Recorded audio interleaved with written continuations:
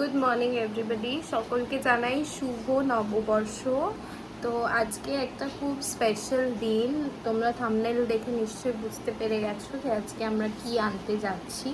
আমি লাস্ট ব্লগে বলেছিলাম যে আমাদের একটা নতুন ফ্যামিলি মেম্বার অ্যাড হতে চলেছে, তো আজকে আমরা সেটা আনতে যাচ্ছি। এখন বাজছে হচ্ছে ভোর 6:30। আমি উঠে পড়েছি 6টার সময়, বিকজ আমার কাজ ছিল।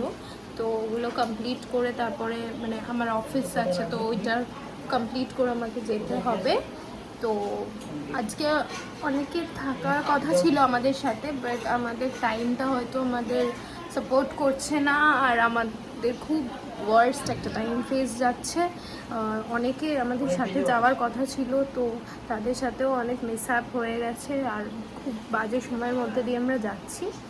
তো যাই হোক, আমাদের যেহেতু আজকে ডেট দেওয়া ছিল যে আমরা আনতে যাব ডোরাকে, তো সেই জন্য আজকে তো যেতে হবেই। তো চলো ব্লগটা তোমরা দেখতে থাকো।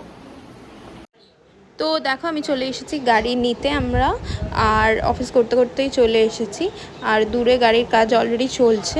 আমাদের সাথে এসেছে হচ্ছে মা, বাবা, ভাই আর মানমিতকে তোমরা যদি ব্লগে আগে না দেখে থাকো তাহলে আমি বলে দিই, ও আমার ছোটোবেলাকার বেস্ট ফ্রেন্ড দাম্মানের ভাই, আমারও ভাইয়েরই মতন, ভাইই বলতে পারো।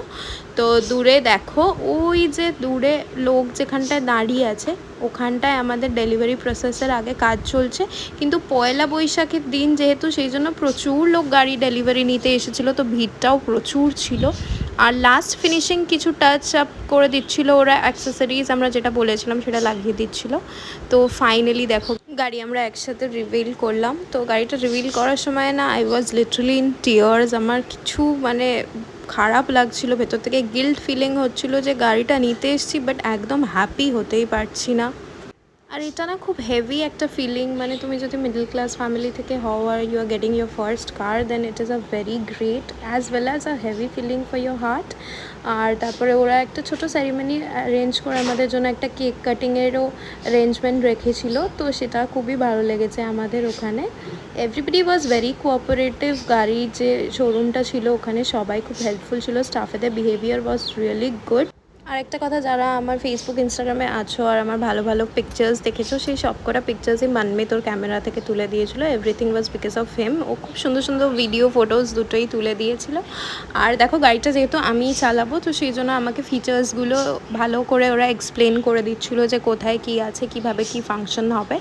তো ওই টাইমটা না আমি এতটাই স্যাড ছিলাম যে আমার মাথার ভেতরে কিছুই প্রসেস করতে পারছিলাম না। আসলে গাড়ির ব্যাপারে যারা বোঝে, সেরকম দুজনের আসার আমাদের সাথে কথা ছিল, যারা খুবই ক্লোজ, কিন্তু তাদের দুজনেরই দুরকম প্রবলেম। একজনদের সাথে খুবই খারাপ মিসহ্যাপ হয়ে গেছে, যেই জন্য আমাদের সব মিলিয়েই মন খারাপটা ছিল। তো সেই কারণে আমার সেই কাকাও আসতে পারেনি, তো যার জন্য আমি না খুব লোনলি ফিল করছিলাম। আমি ভাবছিলাম যে আমি কি কিছু বুঝতেও পারছি, আমার মাথায় কি আদৌও কিছু ঢুকছে, বিকজ আমি তো গাড়ির ব্যাপারে সেরকম কিছুই নলেজ রাখি না। এত features, everything was going above my head literally. তাও আমি যতটুকু পেরেছি বোঝার চেষ্টা করেছি। আর থ্যাঙ্কফুলি মানমিত ছিল, মানমিতেরও টুকটাক নলেজ ছিল, আমাকে অনেকটা হেল্প করেছে বুঝিয়ে দিতে এইসব ব্যাপারে। তো গাড়িতে যা যা ভেতরে ইনবিল্ট যে ফিচার্সগুলো আছে সেগুলো আরও একবার ভালো করে আমাকে এক্সপ্লেন করে দিয়ে তারপরে ওরা গাড়িটাকে চালিয়েও ওখানে দেখিয়ে দিয়েছিল একবার ডেমো দিয়ে। এর আগেও আমরা টেস্ট ড্রাইভ নিয়েছিলাম একদিন বাড়িতে গাড়িটা আনিয়ে। তো সেই সব কিছু কমপ্লিট হয়ে যাওয়ার পর, পেপার ওয়ার্কস যা ছিল কমপ্লিট হওয়ার পরে আমরা গাড়িটা নিয়ে বেরোলাম। আর এই সমস্ত কাজ মোটামুটি কমপ্লিট হতে 2 আওয়ার্স মতন লেগে গেছিলো। আর যেহেতু ভিড় ছিল বলে আর একটু বেশি টাইম লেগেছিলো, আদারওয়াইজ আমাদের হয়েই যেত আরও তাড়াতাড়ি। 1-1.5 ঘন্টার মধ্যে হয়ে যাওয়ার জেনারেলি কথা, বাট ভিড়ের জন্য একটু 2 ঘন্টার মতন লেগেই গেছিলো আমাদের। চালাবে তো নেক্সট গাড়ি, আমার সেই কনফিডেন্স নেই।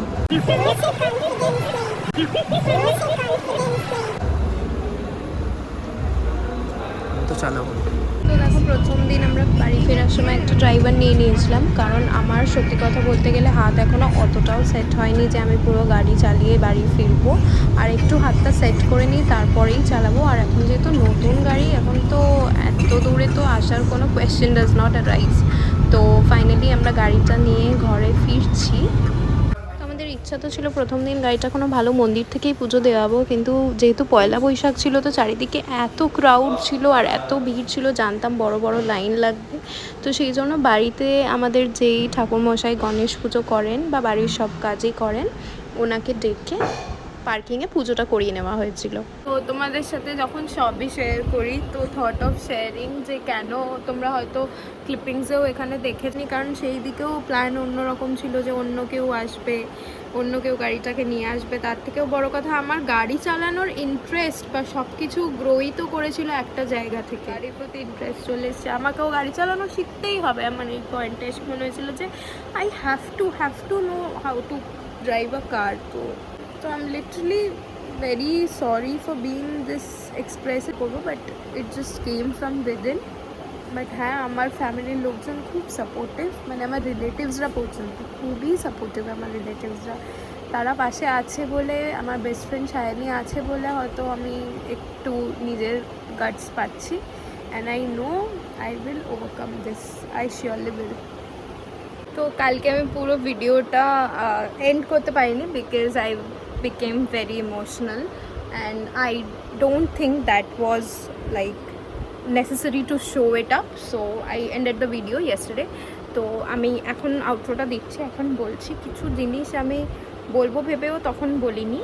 দ্য থিং ইজ দ্যাট যে সবাই হয়তো লক্ষ্য করেছে যে আমি কিন্তু পোস্ট অক্টোবর কোনো পার্টিকুলার কারোর সাথে, হ্যাঁ তোমরা হয়তো দেখেছো যে আমি গেছি, বেরিয়েছি, গ্যাংটকও গেছি, তোমরা সবই দেখেছো, বাট সেইভাবে কোনো কাউকে মানে যার সাথে তোমরা আগে দেখতে, তো সেইভাবে পোস্ট করতে দেখো না হয়তো, মেবি বিকজ ফেসবুক ইনস্টাগ্রামে তো আমি দিই না, হোয়াটসঅ্যাপে টুকটাক দিই, তাও খুবই মানে বুঝে বুঝে আমি দিই যেটা আমি মনে করি দেওয়া প্রয়োজন।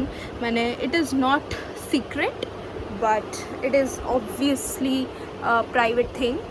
কেন কি এই সব কিছু পাবলিক করে করে আমার সবসময় নজর লেগে যায়, আর এরকম হয়তো that is Y I thought of keeping it private. But the thing is that যে যখন কিছু কিছু জিনিস না তোমার ফেভারে যায় না, তো তখন সেই জন্য সেটা থেকে পিছিয়ে আসাটা খুব দরকার। আর একটা জিনিস আমি টিপ অফ দ্য ডে আমি বলবো যে তুমি যার সাথেই থাকো না কেন, তো ইফ নিডেড সে তার ফ্যামিলির এগেনস্টে গিয়েও তোমার সাপোর্ট করে কিনা, বা it is very easy to end a thing but destroy a thing, মানে ভাঙতে কয়েক সেকেন্ড লাগে কিন্তু গড়তে অনেকটা সময় লাগে, এটা আমি বিলিভ করি।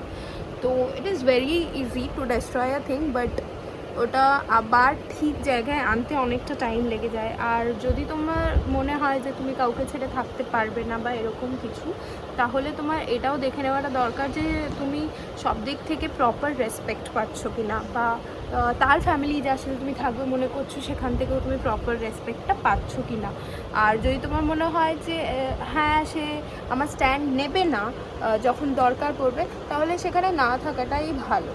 আর যদি তুমি মনে করো যে না চাই কিছু হয়ে যাক, বারবার সে আমার কাছে ফিরে আসবে আর সব ঠিক হয়ে যাবে আর দরকার পড়লে স্ট্যান্ড নেবে, তাহলেই আমার মনে হয় সেটা থাকা উচিত। তো এই সব কারণেই টুকটাক মন ভেঙে গিয়ে কালকে প্রচুর মানে মুডটা অফ ছিল, ফ্যামিলিও প্রচণ্ড সেই কারণে মন ভেঙে গেছিলো, কেউই হ্যাপিলি অ্যাকসেপ্ট করতে পারছিল না গাড়ির ব্যাপারটা। আর মানে গাড়ির জন্য অফকোর্স আমরা খুব হ্যাপি, খুবই হ্যাপি, কিন্তু মানে হয় না তোমার বাড়িতে প্রথমবার কোনো একটা ভালো জিনিস আসছে, তুমি যতটা হ্যাপি থাকা দরকার তুমি অতটা হ্যাপি হতেই পারছো না, জাস্ট বিকজ তোমার সাথে একটা খারাপ জিনিস চলছে অলরেডি। তার সাথে সাথে বাড়িতে দাদু অসুস্থ, তো সেই মানে ওখানে মানে মাইন্ডসেটটা হচ্ছিলোই না যে ভালোভাবে যাই গিয়ে গাড়িটাকে নিয়ে আসবো। এত সবার মন খারাপ, এত সবার মন খারাপ যে গাড়িটা মানে নিয়ে তো এসেছি, খুব খুশি তো, কিন্তু সেটা হ্যাপিলি মানে যে সবাই যখন কংগ্রাচুলেট করছে, যেই হ্যাপিনেসটা নিয়ে থ্যাংক ইউটা বলা উচিত বা যেই হ্যাপিনেসটা আমাদের চোখে মুখে থাকা উচিত, সেটা কোনোভাবেই কালকে তাই জন্য ছিল না সেই জিনিসটা। কারণ ওটা ওই সব ব্যাপারগুলোকে যে এত হঠাৎ করে ওয়ার্স্ট টাইম ফেস চলে এলো কী করে, যে দাদু অসুস্থ হয়ে গেল, ওইদিকে দিদাও হঠাৎ অসুস্থ হয়ে গেল, প্লাস এই সব ঝামেলা ঝাঁটি চলছিল এরকম, তো এত খারাপ টাইমিং আসলোটা কী করে। তো সেই সব কারণে মনটা খুব খারাপ ছিল। তো যাই হোক, সেগুলো সব আশা করি যখন ঠাকুর খারাপ মানে টাইমটা দিয়েছে তখন ঠাকুর এখান থেকে বেরিয়ে আসার জন্য হেল্প করবে। তো আর আমি হচ্ছে নিজের মার্জির মালিক সবসময় ছিলাম, থাকবো। আর যাই হোক, তো হোপফুলি সব ঠাকুরের ইচ্ছায় ঠিক হয়ে যাবে। তো চলো আজকের ব্লগটা এই পর্যন্তই থাক, তোমাদের সঙ্গে আবার দেখা হবে নেক্সট ব্লগে।